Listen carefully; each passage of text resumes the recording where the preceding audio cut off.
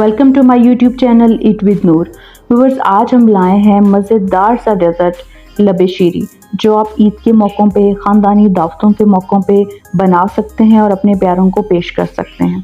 सबसे पहले हम इसकी डेकोरेशन का सामान बनाएंगे। उसके लिए मैंने एक पैन में 1 से 1.5 गिलास पानी का ऐड किया है। पानी को अच्छे से उबलने देंगे। अब हम इसमें किसी भी ब्रांड की जेली के अज्जा ऐड करेंगे। हमारी जेली यहाँ तैयार हो चुकी है। आपने इसे ज़्यादा गाढ़ा नहीं करना और अलग बर्तन में निकाल लेना है और ठंडा होने के लिए रख देना है।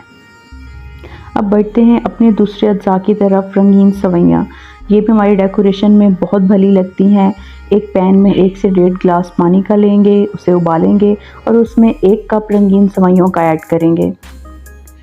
इसको अच्छे से उबाल लेंगे व्यूअर्स इसमें, और आपने कुछ भी ऐड नहीं करना, कोई चीनी, कुछ इस तरह की कोई चीज़ ऐड नहीं करनी। यहाँ हमारी रंगीन सवैयाँ अच्छे से पक के तैयार हो चुकी हैं, अच्छे से गल चुकी हैं। इनको सेपरेट कर लेंगे। उसके बाद बारी आती है जी हमारे कस्टर्ड की। मैंने यहाँ 1 लीटर दूध लिया है, उसको अच्छे से उबाल लेंगे और कुछ ड्राई नट्स इसमें ऐड करेंगे। आप अपनी मर्ज़ी के कोई से भी ड्राई नट्स यूज़ कर सकते हैं। मैंने यहाँ किशमिश और आलमंड्स का यूज़ किया है। एक अलहदा कटोरी में ठंडे दूध में 2 चम्मच कस्टर्ड के मिक्स करेंगे, उसे उबलते हुए दूध में मिक्स कर देंगे और चम्मच को मुसलसल हिलाते रहेंगे ताकि गुठलियाँ ना बनने पाएँ।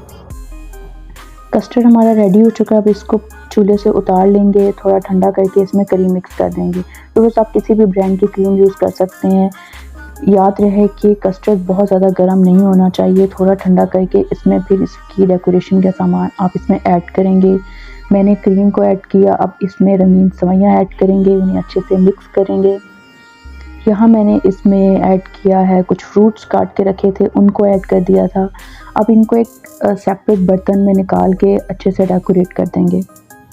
आप किसी भी स्टाइल में इसको डेकोरेट कर सकते हैं, मगर याद रहे कि बहुत ज़्यादा ठंडा ना हो कस्टर्ड, ताकि ये आराम से बैठे, आपकी डेकोरेशन आराम से हो जाए, वरना ये जम जाएगा बर्तन में और आप ठीक से अच्छे से इसको डेकोरेट नहीं कर पाएंगे। जैसे मैंने इसकी लेयर्स बनाई हैं, ये हमारी फर्स्ट लेयर है और ये हमारी सेकंड लेयर है। अब आप इसे फ्रिज में रखें, ठंडा होने पे इसको पेश करें। मज़ेदार सी रेसिपी तैयार है। ऐसी मज़ीद वीडियोज़ के लिए सब्सक्राइब करें।